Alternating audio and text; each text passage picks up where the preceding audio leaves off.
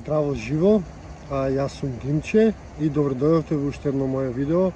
Овој пат ова видео го снимам или го посветувам на вас, односно јас често добивам прашања, некогаш одговарам на тие прашања, најчесто ги добивам во инбокс, но некогаш и вака јавно одговарам на овие прашања и на тие прашања и овака ми е полесно мене затоа што можам да се искажам, да кажам што мислам, да не куцам цели реферати, затоа што јас живеам на офгрид имот, некогаш интернетот ми е слаб секако, некогаш немам ни струја, зависам од сонцето, акумулаторите се слаби, некогаш нема, да не набројувам, може да се случат голем број работи, јас да не можам да вратам на пораки или било како, иначе уживам во таа комуникација, затоа што јас не верувам во странци, јас верувам во пријатели кои што се уште не се запознале.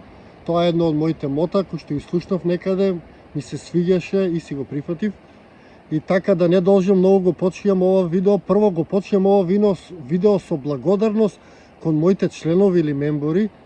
Тоа се дузина од нив, сега ќе ги прочитам нив и јавно ви се заблагодарам, луѓе, ви благодарам на поддршката, значи без таа поддршка овој канал нема да може да функционира, затоа што YouTube плаќа многу малку за прегледи и јас директно зависам од моите членови. Колку повеќе членови имам, толку повеќе можности ќе имам да патувам наоколу, затоа што јас сега патувам или аутостоп или со јавен транспорт, или некој пријател го мачам да ме вози, па луѓето се зафатени и така натаму. И верувајте, не е лесно, меѓутоа се трудам, но напредувам и верувам дека ќе дојдам до некој ниво кога ќе можам и полесно да патувам и ќе можам да опфаќам повеќе теми и со попрофесионална опрема и така натаму и така натаму.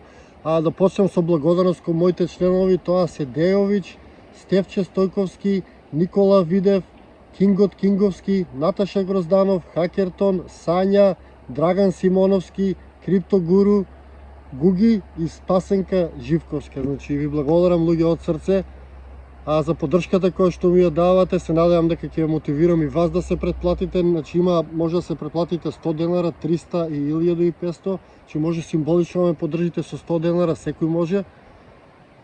И тоа е толку од членовите. Значи благодарност до овие членови, благодарност и до сите вас што ме следите, секако споделувате, давате поддршка и така натаму.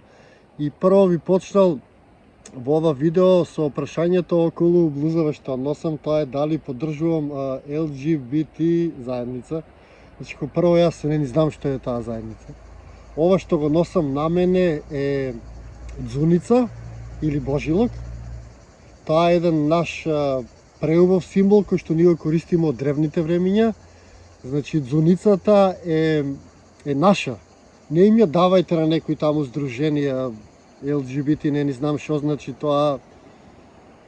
Нешто слушам околу нив, меѓутоа немам време да видам што работат тие здруженија, меѓутоа јас не може нешто што е некој здружение создадено 2000 година, дзуницата постои милиони години и тоа здружение да си ја превземе само за неа. Не, она ја користи исто како што и ние може да ја користиме. Меѓутоа мене дзуницата ми е при срце, ние имаме длабоки корени во неа. Ние порано сме верувале како ќе се појави дзуница, дека дзуницата е живо суштество и таа доаѓа на земјата за да пие вода од река и на местото каде што таа пие вода, не мора да е од река, може и од езеро, на местото каде што таа пие вода, на местото каде што дзуницата се допира со водата, таму се создава злато, односно таму постои огромно богатство, па така нашите предци секогаш кога имало дзуница, тие ја поврзувале со богатство и некогаш се случувало тие додати да бараат каде таа пие вода, за да може да го најдат богатството. Значи толку околу овој наш символ, јас го обожавам овој наш символ, ова ми мене мајлија дзуницата, си ја сакам и не им ја давам на тие здруженија да ја користат само они, јас ќе си ја користам на мој начин, како што јас осеќам и чувствувам дека е добро. Така и со старите наши символи, многу од нашите стари символи се сатанизирани, како што е окото, како што е коловратот, сега и дзуницата, па и се да им дадеме. Затоа што некој здружение решило да користи и да употребува можеби за недобри работи, можеби за добри. Не знам, во тоа не навлегувам, тоа е цела една тема, може и да отвориме таа тема, меѓутоа јас верувам во слобода, верувам дека човек може да користи што сака, меѓутоа да користи тоа за добро. Така, околу дзуницата си ја сакам, моја си е и не им ја давам на тоа здружение, тоа е тоа. Се надевам дека ќе ме разберете. Сега одам на другото прашање, а тоа е како јас дали имам фрижидер и како ја складирам храната. Јас немам фрижидер затоа што имам многу малку струја само за основни работи, имам само во текот на денот струја за телефон и можеби лаптоп да наполнам или сијалица да уклучам на кратко и тоа е тоа. За фрижидер немам, меѓутоа сега ќе однесам да ви покажам како јас ја складирам храната. Како прво јас јадам храна која што не е толку расиплива, например јас не јадам месо, така да немам толку проблем, меѓутоа имам направено фрижидер, имам најдено решение за тоа, сега ќе го носам да ви го покажам мојот фрижидер. Ајде одиме со мене.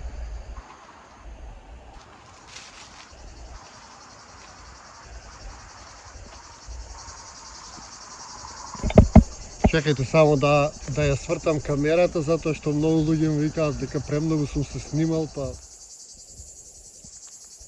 Значи, ова е мојот двор.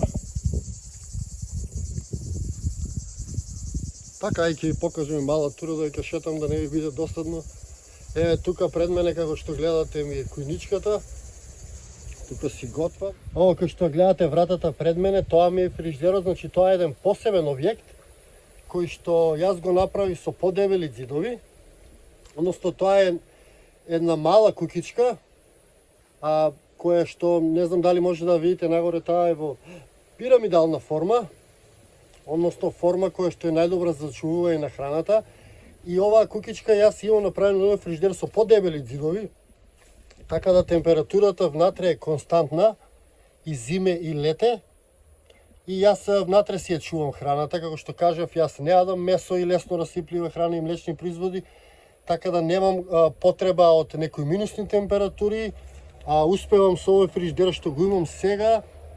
Сега ќе ви покажам внатре како е, таа е градена со вреки оваа кукичка и до сега имам стасван само од надвор да ја направам, внатре не е направена, меѓутоа таа е мала и ми служи како фрижидер. Значи еве го мојот фрижидер. Ајде сега ќе ви покажам внатре како е. Гледате внатре. Сега не е сезона, но меѓутоа тука ја чувам зимницата. Тука имам и друга во земјата имам ставено еден стар фрижидер во земјата закопана, за уште повеќе да биде ладно. Тука едно мало прозорче. Гледате нагоре каква е формата, е пирамидална. Меѓутоа е многу мала. Фрижидерот е многу мал. 2,5 на 2 метра, така некако ќе му дојде. Меѓутоа еве ова ми е фрижидерот. И тука ја чувам храната, најчесто чувам овошје, зеленчук и такви работи. Значи ете ова зад мене беше фрижидерот, во кој што си чувам јас работи. Се надевам ми беше интересен, ви се допадна. Сега одиме таму назад да прочитаме други прашања, односно да ви одговорам на други прашања. Се надевам нема да биде многу долго видеото, затоа што немам интернет, ако верувајте. Некогаш за некој видео од 10 минути ми треба 12 часа да се аплодира. Не знам ја зашто е тоа така. Дали затоа што сум настрана, па ми е слаб интернетот и не знам. Меѓутоа ќе се трудам да снимам пократко видео, за да не се мачам со денови да го аплодирам. И така се надевам ви се допадна првиот одговор Хакертон, кој ме праша за ладилник, како се уредува. Ете, ја така го реши проблемот со ладилник. Имам после прашање што мислам за методот граундинг, односно стоење бос на трева. За тоа видео спремам, за тоа прашање спремам посебно видео, затоа што јас со години одам бос и таа тема сакам да обработам поубаво.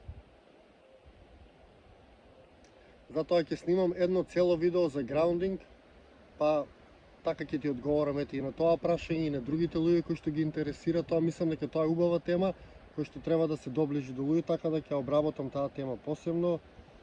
Имам од Марио Лазов: поздрав Димче, дали може да споделиш мислење за словенската митологија и верувањето во древните словенски богови на овие простори? Значи, словенската митологија може да се нарече словенска, меѓутоа таа е многу постара митологија, таа е македонска митологија, таа е родова митологија, таа е родоверна митологија.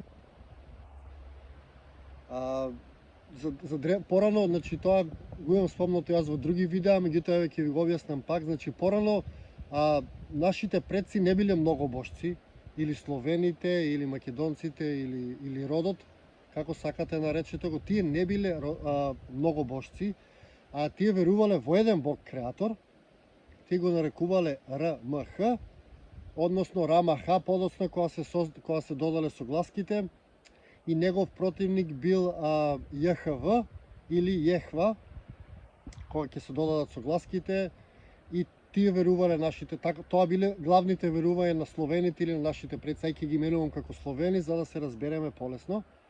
Значи, они верувале во врховен бог, креатор на се, негов знак бил окото, така го цртале, че ако видите око, тоа е знак на креаторот, а верувале во богови, затоа што за нив било навредливо за креаторот да кажеш дека е бог. За нив они ги нарекувале богови или полубогови, како што се Перун, Велес, Дајбог, Мокош, Девана, Лада и многу други. Значи тие верувале во тие полубогови, односно дека секој човек може да достигне на ниво на бог и да стане некој вид на креатор, да може да креира. Се надевам дека ме разбирате каде одам со тоа. Значи они не биле многу мощни, туку верувале во човекот дека може да се развие и да дојде до ниво на бог. Ете тоа мислам за словенската митологија, значи таа е голема тема. Ете сега накратко нешто ви кажав. Ќе снимам и за тоа посебно видео, затоа што таа е огромна тема, исто така малку обработена. Но ете нешто ви одговорив. За повеќе следете ме во видеата, иначе ми давате одлични теми за видеа со овие прашања, овие коментари, така да некои од прашањата ќе ги обработам и во видеа. Имам прашање од Asterix XX3D. Ме интересира дали имаме некакво инфо околу потеклото на малтерот од зидот редени камења. За жал немам уште никакво инфо, малтерот е кај мене. Не можам да се снајдам да го пратам во некоја лабораторија, си стои малтерот, меѓутоа се надевам дека во наскоро време ќе се ослободам, затоа што, како што кажав на почетокот на видеото, луѓе, јас сум живеа малце настрана од Велес, а мене самото одење во град ми е 2 сата пешачење, или да стопирам, или да чекам комбе, или било што. Значи ми треба планирање, ми треба однапред време и така натаму, така да не е лесно, меѓутоа ќе дојде време. Наскоро планирам да најдам лабораторија која што ќе може да го истражи тој малтер, па конечно да се добијат резултатите. Малтерот си кај мене и се уште не е таа работа завршена. Меѓутоа ќе биде. Еден човек сум, да можам да се клонирам на 5-6 места, ќе одам, се ќе завршам, верувајте. И многу повеќе работи, многу повеќе проблеми ќе му направам на овој систем кој што ја убива и природата и ги прави луѓето робови, меѓутоа тоа е друга тема, одиме натаму. Друго прашање од Лепота, имам прашање. Изгледа, чекај, лево ми е, чекајте малку, секунда. Ја и технологијава сум малце проблематичен. Добро, од Лепота 1. За да се преживее во природа, дали се потребни алати како нож, секира и друга опрема за преживување? И каде е најпогодно за преживување во МК? Значи, пожелно е да имате алати, доколку намерно одите да преживувате некаде, тогаш секако ќе си понесете нешто. И најубав алат кога одите да преживувате или во природа, вие да си понесете со себе петарди. Едноставно да не се осеќате исплашено доколку видите нешто, иако нема никаква опасност кај нас. Мислам дека е најпогодно да се носите петарди или да си носите оние свирки што ги има големи, што свират јако, како звук дава како на труба, како на камион. Таков звук ги има едни свирки или не знам како ги наречем, и тоа ви убаво да си го носите во природа, кога ќе влезете во шума да свирнете, а се осеќате вие побезбедно, да не бидете под стрес, иначе немате никаква опасност. Во Македонија е секаде погодно за живење во природа, затоа што во Македонија природата е толку пријатна, толку пријателска. Ние немаме скоро ништо отровно, освен неколку вида на змии, за кои секако треба да се пазите кога сте во природа. Повеќето змии ни се смокови, не се отровни, меѓутоа мал дел од нив се отровни. Тоа е единствената работа која што може да ја повреди во природа. Таа е толку ретка што јас за моите 20 години шетање во природа, па можеби и повеќе пред тоа рекреативно, само неколку пати сум видел змија. Тие се толку ретки, така да немате опасност ни од тоа. Не е како во Амазонка, каде што имате отровни растенија, отровни жаби, отровни гуштери, отровни пајаци. Во Македонија го нема ништо тоа. Така да Македонија е погодна за преживување и за живење било каде. Ние сме толку благословени со оваа убава природа, со оваа прекрасна природа. Јас се молам, луѓе, да ја зачуваме оваа природа. Се молам, значи вие уклучете се во таа акција, да ја зачуваме таа природа, затоа што е пријателски настроена и единствена во свет, и сме благословени што имаме. Значи некоја виша сила, тој наш креатор, не благословил со оваа убава природа. И ние како враќаме? Да не ја отворам и таа тема. Вие сите теми се огромни. Меѓутоа, еве, по нешто ќе струдам да одговорам. Иле Стојановски 4813 ме прашал како да го уредиме нашиот дом за да зрачи позитивна енергија. Например, кои предмети да ги земиме во предвид, кои бои на мебел и така натаму. Значи, нема мебел што само од себе ќе зрачи позитивна енергија. Нема куќа што само од себе ќе зрачи позитивна енергија. Ние го носиме тоа. Значи, ние можеме на се да му дадеме позитивна енергија, доколку ни треба позитивна енергија, убава енергија да му дадеме. Значи, тоа зависи од нас. Тоа дека вие ќе платите, некој ќе ви каже, воа ќе го наместам тука и сега ќе биде позитивно, верувајте, не делува толку многу. Највеќе делува нашата позитивност. Значи, домот ќе го направите на најдобар начин позитивен со тоа што вие ќе внесете позитивност во домот, секако ќе внесете повеќе бои, ќе се трудите да нема агли, каде што се задржува негативната енергија, ќе се трудите да ставите камења во вашиот дом, ќе се трудите да внесете негативни иони во вашиот дом, значи уредите во вашиот дом зрачат многу позитивни иони. Тие позитивни иони делуваат неубаво на нашиот организам. За да се неутрализираат тие позитивни иони, вие треба да создадете негативни иони во вашиот дом. Тоа може да го направите со некои кристали или може да го направите со мала фонтана, каде што паѓа водата, таму се создаваат негативни иони и тие ги уништуваат позитивните иони, затоа што во домовите имате премногу позитивни иони, затоа што сите уреди зрачат позитивни иони. Уредите на комшиите, знаете, сите имаме многу уреди дома.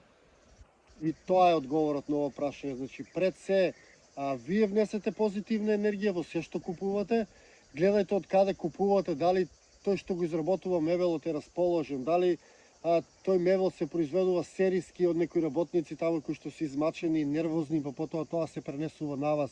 И тоа се некои показатели кои што може да ги земете предвид.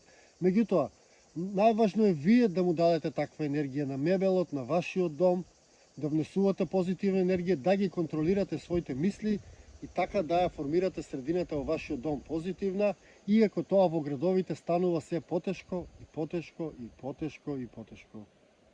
Ама меѓутоа обидете се вие, направете го тоа се моите совети и земете се на мала фонтана, па кажете ми како ќе ви делува тоа или дали ќе ви промени нешто во вашиот дом.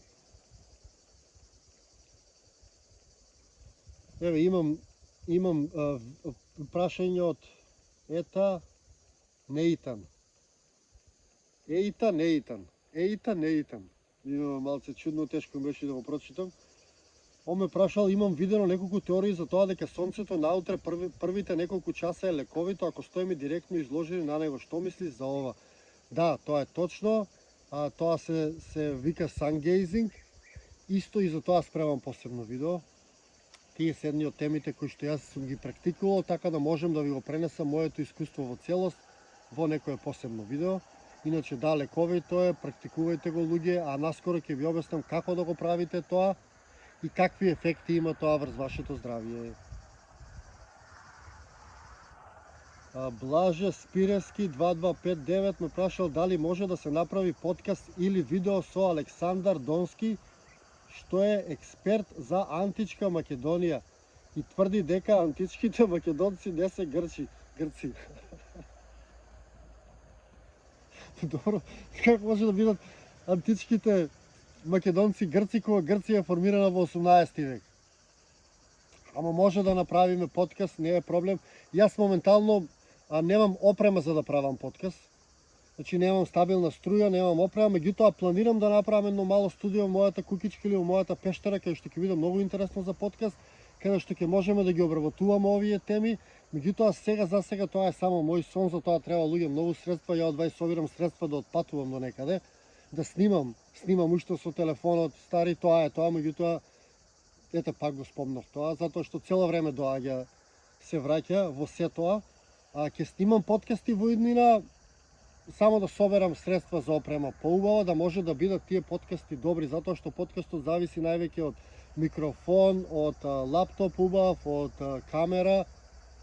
Подкастот е нешто што треба да биде тековно, не е како видеото, ја го снимам, па ако има проблем, јас после тоа ќе го исечам, ќе го измонтирам. За подкастот мора да има поубава опрема и да биде се спремно. Планирам и тоа во иднина и планирам да правам со многу интересни гости. Меѓутоа, за тоа здравје ќе дое време и за тоа.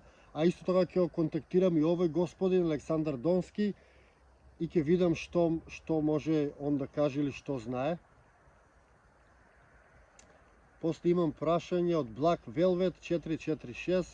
Како комуницирате во селото меѓу вас преку мобилни телефони, токи-воки? Значи јас во селото сум сам, со моите животни комуницирам преку слики или телепатски, а со луѓето, со другите луѓе комуницирам преку мобилни телефони. Јас со животните си комуницираме на телепатски, а некојаш им зборувам, они ми зборуваат назад и така комуницирам со животните.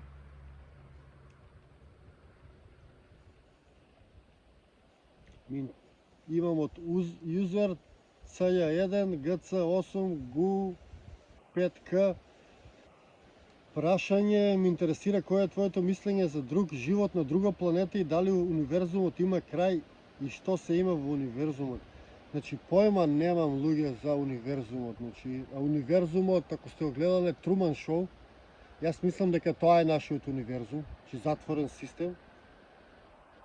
Тоа мислам ја, гледајте го Труман Шоу, ќе ви стане јасно што мислам јас за универзумот, а други животи има на оваа планета, секако. Ако мислите на други животи кои што се слични на нашите или кои што се технолошки напредни, најчесто кога се зборува за друг живот се мисли на живот кој што е технолошки напреден. Мислам дека има, мислам дека живеат во тој дел на нашата планета Земја кој што не е истражен, односно кој што е забранет за посета, или можеби живеат во океаните, затоа што тоа се единствените места кои што не се истражени и не знаеме што има таму. Дали македонската митологија е дел од словенската митологија или словенската митологија е македонска митологија? Нашата митологија е постара од словенската митологија, секако словенската митологија е дел од нашата македонска митологија. Македонската митологија се засновала на поштување на или славење на божеството Ма.